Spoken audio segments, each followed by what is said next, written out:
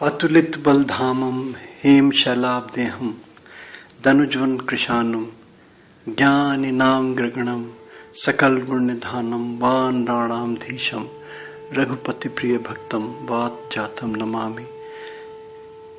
श्री हनुमते नमः। श्री गुरुदेव भगवान की जय। श्री बजरंग बाण। दोस्तों, ये बजरंग बाण एक चमत्कारी आध्यात्मिक प्रयोग,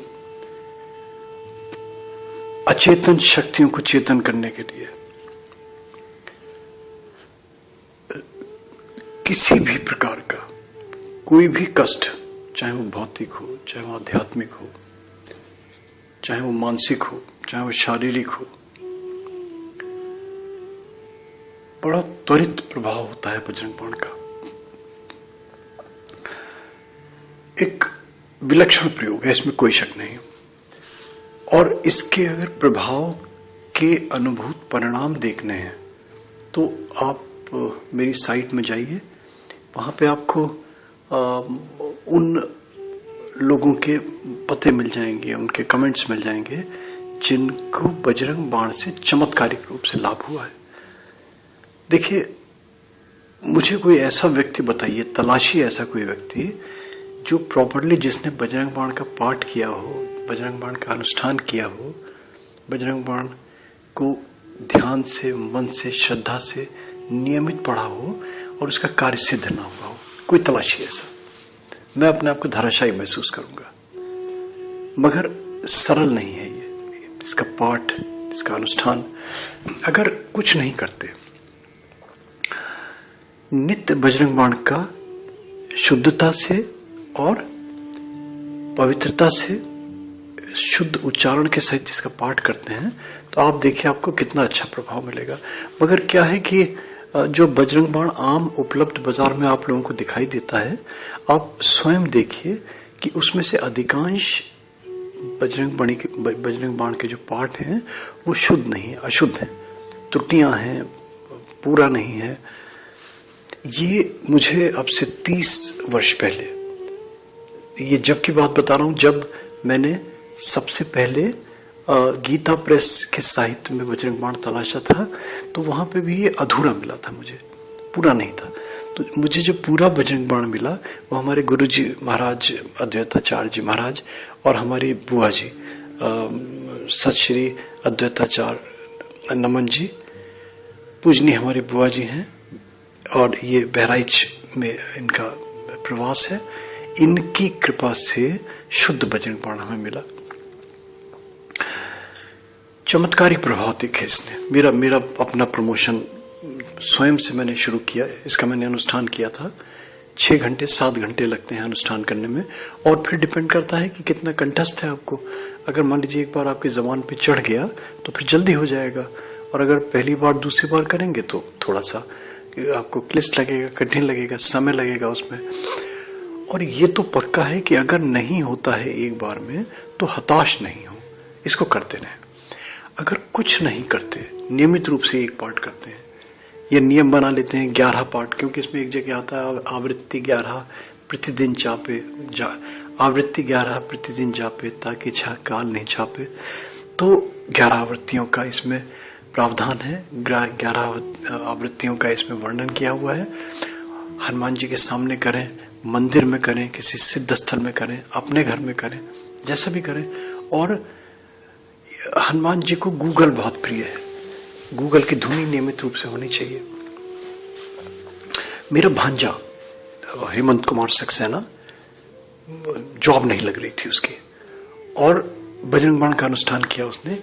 एक साथ 3 बैंकों में उसका अपॉइंटमेंट हो गया, और एक बैंक में, बैंक ऑफ बड़ौदा में प्रोबेशनरी ऑफिसर के पद पे उसका चयन हो गया। ये एक अजूबा था, एक चमत्कार था। ये आप पढ़ सकते हैं, संपर्क कर सकते हैं। पुलिस में बहुत सारे लोग हुए, एजुकेशन में वो लोग जो जिनका कि कैरियर ओरिएंटेड बच्चे थे, इंजीनियरिंग में जिनका सिलेक्शन नहीं हो रहा था, ये किसी और कैरियर ओरिएंटेड कोर्स में जिनका सिलेक्शन नहीं हो रहा था, बजरंग बाण का पाठ किया उनको बहुत अच्छे परिणाम मिले। अनुष्ठान की विधि क्या है, ये एक बहुत लंबी प्रक्रिया नहीं है, पहले तो ये मान के चलिए, क्योंकि मैंने आपको पहले बताया कि पूजा पाठ अध्यात्म को मैं एक ट्रिक मानता हूँ, और ये मानता हूँ कि जो व्यक्ति अपने स्वयं के अनुकूल बना ले, बस ये नहीं कि हम कोई लकीर पकड़ के बैठ जाए कि नहीं ऐसे होना है, ऐसे नहीं होना। सुविधा से होना है, सहजता से होना है, सरलता से होना है, मन से होना है, आस्था से होना है, और डूब के होना है। तो वो जब वो भावना पैदा होगी, वो मना स्थिति जब पैदा होगी, तब ये सब चीजें अध्यात्म की लाभ देने लगेंगी आपको। इनसे लगने लगेगा कि मुझे इनके परिणाम मिले, क्योंकि तब फिर ये भावना होने लगेगी कि ये जरूरी नहीं कि आपको आज मिले। देखिए, मिलना ना मिलना प्रारब्ध के ऊपर है, ये तो पुरुषार्थ है, आपका कर्म है ये। तो कर्म फलीभूत कब होगा? मैं मानता हूं इसको ग्रह नक्षत्रों का भी खेल होता है। अनुष्ठान के लिए कोई शुभ मुहूर्त चुन लीजिए आप। हनुमान जयंती है, मंगलवार का दिन है, शनिवार का दिन है, दिवाली की रात है, होली की रात है, ग्रहण है, अपना जो भी आपको सुविधा हो कोई मुहूर्त चुन लीजिए, अनुष्ठान के लीजिए। एक कोई घर में स्थान निश्चित कर लीजिए, मंदिर में सुविधा हो तो मंदिर में कहीं करिए, किसी सिद्ध हनुमान जी के मंदिर में। इसमें एक बंधन है कि एक सहयोगी आपको रखना पड़ेगा। दीपक जलता है इसमें एक, और दीपक जो जलाएंगे वो 5 अनाजों का दीपक होना चाहिए। 5 अनाज में गेहूं, चावल, मूंग, उड़द और काले तिल, इनको ले लीजिए और इनको ग्राइंड कर लीजिए। ग्राइंड करके आटा बन जाएगा। इस आटे को आटे की तरह सान के पानी में, गंगा जल में एक दीपक बना लीजिए अच्छा सा। और जो बत्ती डालेंगे इसमें, वो बत्ती जितनी आपकी लंबाई है इतनी लंबाई का कच्चा सूत लीजिए। अगर लाल रंग का मिल जाता है, और अगर लाल रंग का नहीं मिलता है तो फिर लाल रंग में उसको रंग लीजिए, और बत्ती को, इस सूत को 5 बार मोड़िए तो एक मोटी सी बत्ती बन जाएगी। ये बत्ती दीपक में रखिए, और दीपक में तेल जो डालेंगे वो अपने प्रयोजन के अनुसार आपको चुनना होगा। अगर आप अपनी किसी इष्ट सिद्धि की कार्य के लिए अनुष्ठान कर रहे हैं तो उसमें तिल का तेल डालिए, और अगर आप अपने स्वास्थ्य के लिए, अपने शारीरिक कष्टों के लिए, शत्रुता से बचने के लिए, या इस टाइप के किसी और कर्म के लिए कर रहे हैं तो इसमें सरसों का तेल डालिए, और दीपक जला के बैठ जाइए आप। पूरब की ओर आपका मुंह हो, शुद्ध बजरंग बाण ले लीजिए जहां से आपको सुविधा हो, और अगर आपको विश्वास हो तो गोपाला जी की वेबसाइट से आप निकाल लीजिए, और इसको सामने रख के अगर पहली बार कर रहे हैं तो पहले पढ़ लीजिए उसको 2, 4, 5, 10, 15, 20 बार। और अगर जो आपको कंठस्थ है तब तो आपके लिए बहुत सरल हो जाएगा। लिखा हुआ सामने रख लेंगे तो थोड़ा सा कॉन्फिडेंस रहेगा आपको त्रुटि की कम संभावना होगी। और ये आप पाठ करना शुरू कर दीजिए। अग्नि के लिए, क्योंकि निरंतर इसमें धुनी होती रहनी चाहिए, गाय के गोबर का कंडा ले लीजिए, छोटा सा टुकड़ा, उसको गैस पे खूब रेड हॉट कर लीजिए जला के। जब जल जाए तो उसको अपने पास रख लीजिए। उसमें गूगल की धुनी होती रहनी चाहिए।